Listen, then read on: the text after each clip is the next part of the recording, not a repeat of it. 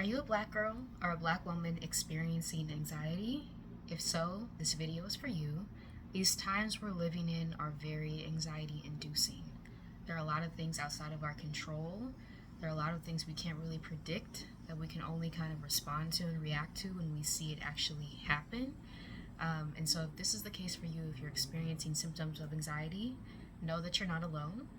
In this video, hopefully we'll provide healing resources, tips, information on how anxiety impacts Black women and girls specifically, because it may show up differently, right? It may present differently. My name is Marissa Price. I am a Black woman social worker, healer, educator, sharing my knowledge both as a social worker and as a Black woman navigating this life experience, right?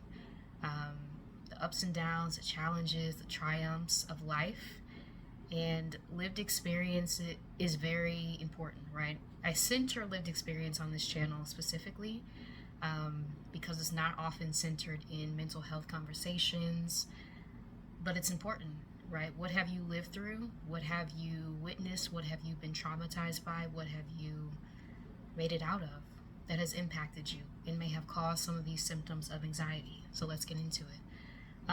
So like I said, there are unique experiences that Black women and girls face when it comes to anxiety.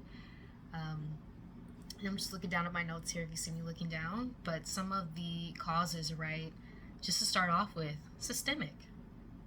We live in systems of oppression that cause a lot of these symptoms of anxiety, right? When we think about the climate, especially if you are in the US currently, the climate, the political climate, right? The capitalism, let me just say that outright, capitalism.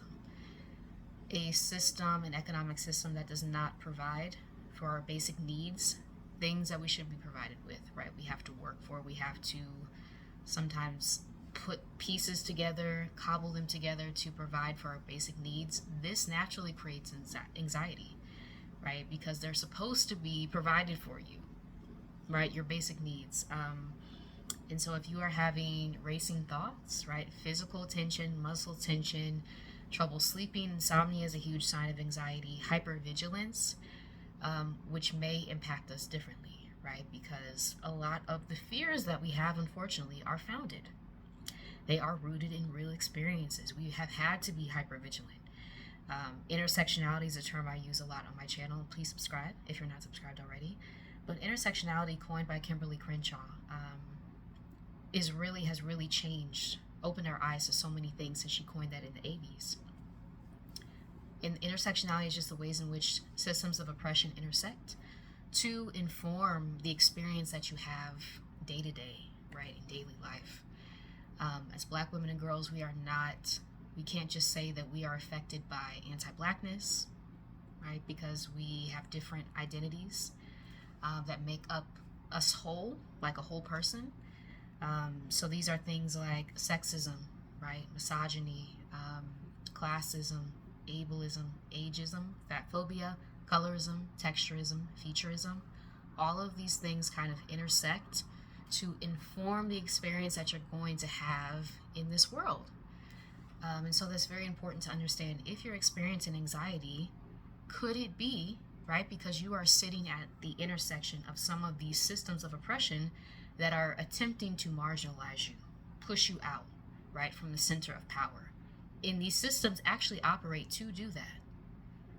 So if you are experiencing anxiety, like I said, racing thoughts, muscle tension, what's going to come next, hypervigilance, feeling like your nervous system is just on edge at every point, these are real symptoms of what we are living in, right? And they're not right.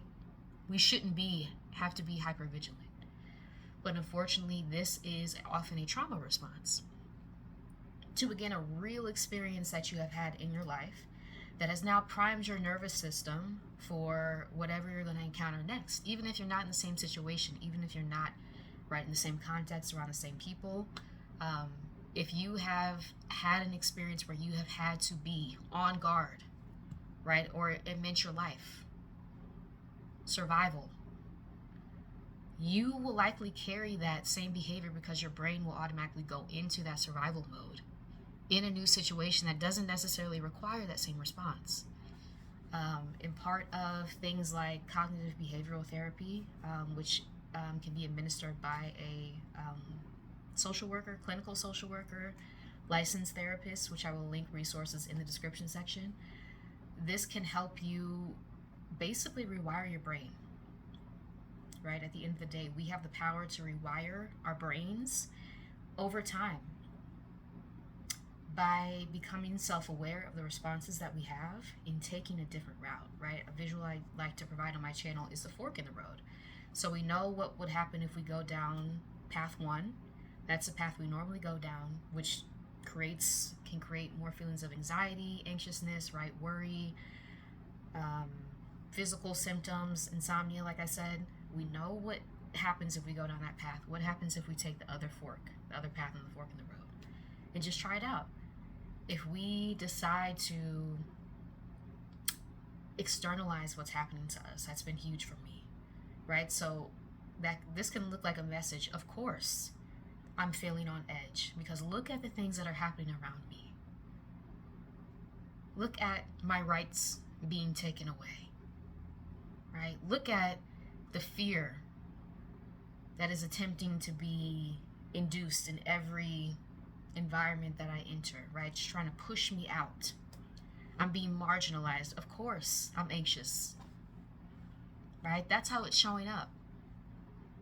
But reaffirming that to yourself and going down that other path versus maybe self-gaslighting, telling yourself, I have no reason to feel like this, right? No one else around me is worried. You know when you're worried, right? And it's rooting it in a real experience, in not gaslighting yourself. Of course you have a reason to be worried because these times are anxiety inducing. And I do want to talk about how anxiety may show up specifically for Black women and girls, right? So overworking, perfectionism, these are things I know all too well, right? So pushing yourself past the brink of exhaustion to try to counter these feelings of anxiety, worry, I don't know what's going to happen next. And again, a fork in the road may be a helpful visual. You know what happens when you attempt to overwork yourself to get out of anxious feelings versus sitting with the fact that, no, this is an anxious time. We don't know what's going to happen next. We see all these things happening around us that are outside of our control. Of course it's going to cause anxiety, right? And just sitting with that visual, allowing yourself to go down the other path may be helpful. How anxiety may show up too, people pleasing, struggling with boundaries. If you grew up in a household where you could not establish boundaries, you could not say no to a lot of things without punishment, you may have adopted a people-pleasing behavior pattern as a method of survival. So please first congratulate yourself because you survived. Whatever environment you were in, you survived. And that deserves to be celebrated. Now that you are out of that environment, hopefully, how can you now train your brain basically to go in a different direction, take that other fork in the road? No, I'm not going to continue people pleasing because it harms me. And I say this as a recovering people pleaser, right? It harms the person who's doing it. Because you're saying yes to things, you're overextending yourself, you're not doing things that are really in alignment with the direction that you want to go because you're afraid. You're afraid that someone's going to potentially abandon you, right? Ostracize you, make fun of you, and all these things have often really happened in life. So it's validating that for yourself. I'm feeling this way because it's already happened. There's nothing wrong with me, right? I just want to unlearn this behavior because I no longer want it to take control of my life, feeling like I have to say yes to everyone and everything because that will exhaust you so quickly. Chronic fatigue, difficulty relaxing, another symptom that may show up of anxiety, right? Difficulty resting, taking a pause because your brain's constantly operating. Again, these environments, these systems, these workplaces that we enter into, they reward us for this. And sitting with that truth, right? And also the understanding that you don't want to have difficulty relaxing anymore. If you're watching this video, you probably want to rest. And that can be the hardest thing, to grant yourself permission to rest.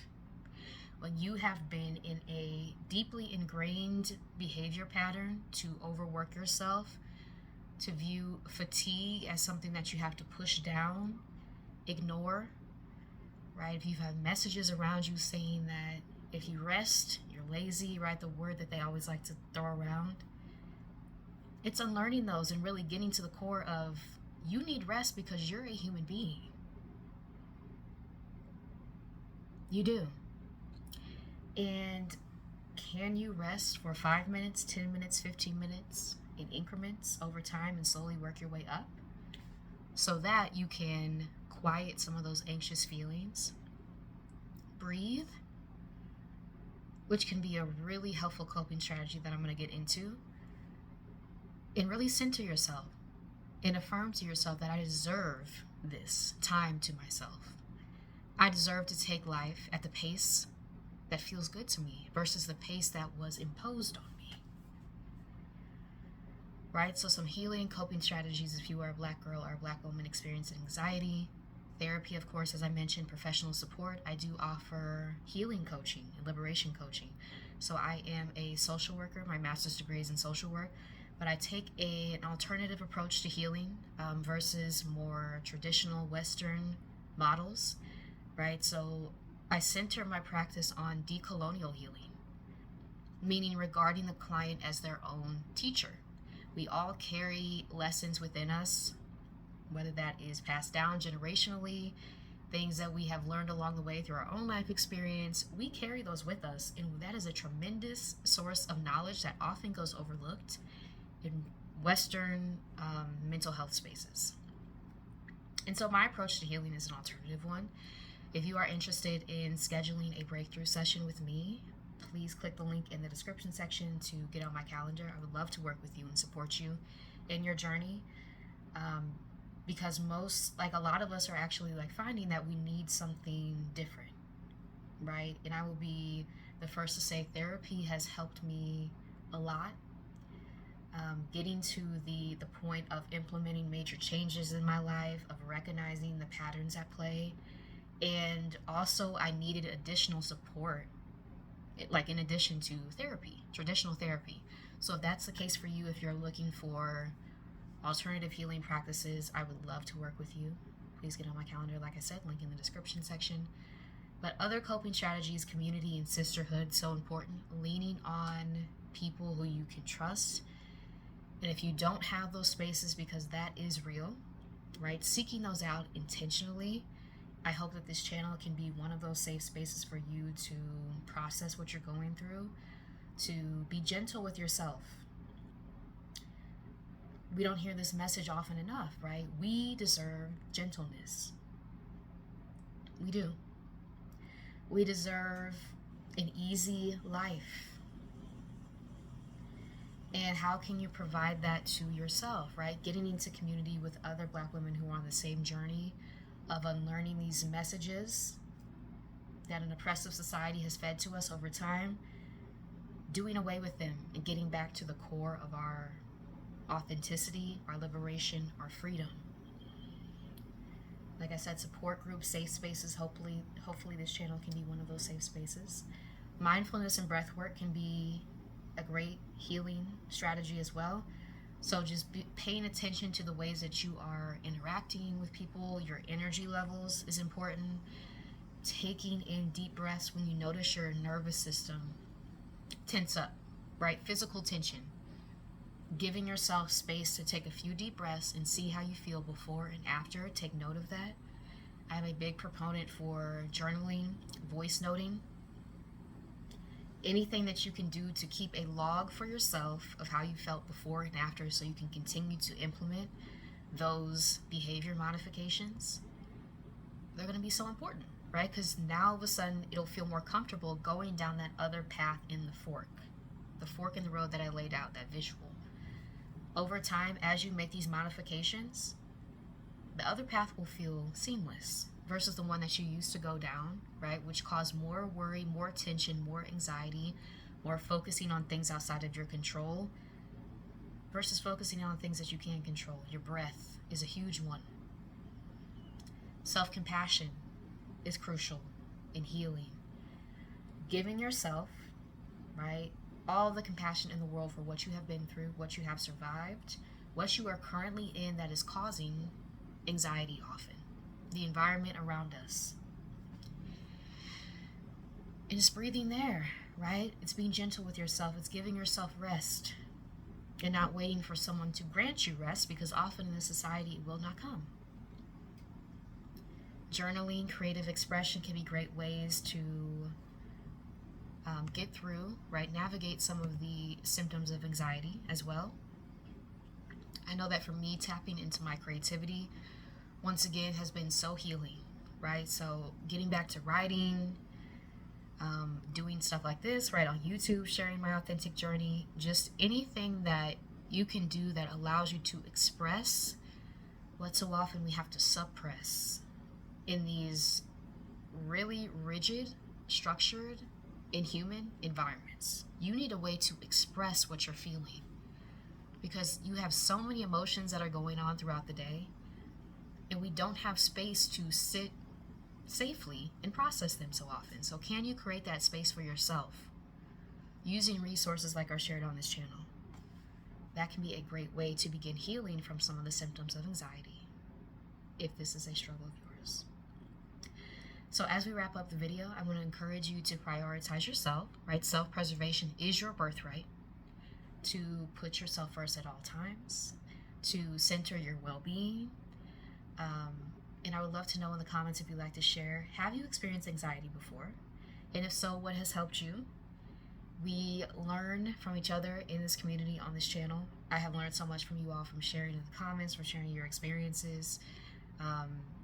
And I say often, right, just because I have the letters behind my name, I'm formally educated as a social worker, but I have limited life experience, right? I'm only in my early 30s. I've only had so many life experiences, right?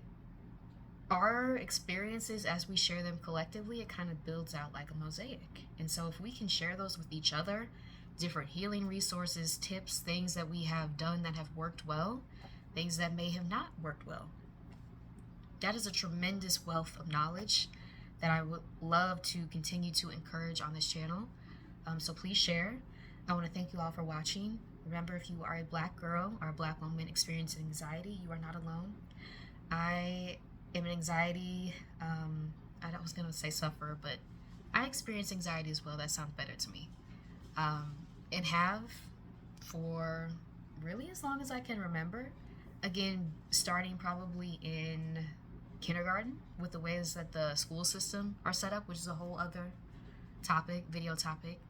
But again, it's these systems that we live in, these structures that create a lot of these symptoms, because they're not human. They don't provide the flexibility that we need as human beings. And so how can you center your own humanity in this process of understanding what we're living in, right? So I hope this video is helpful for you. Again, please subscribe to my channel for future content like this. Please like this video if you liked it. Please share it if you found it helpful with another Black girl or woman who's experiencing anxiety. And until next time, y'all, thank you.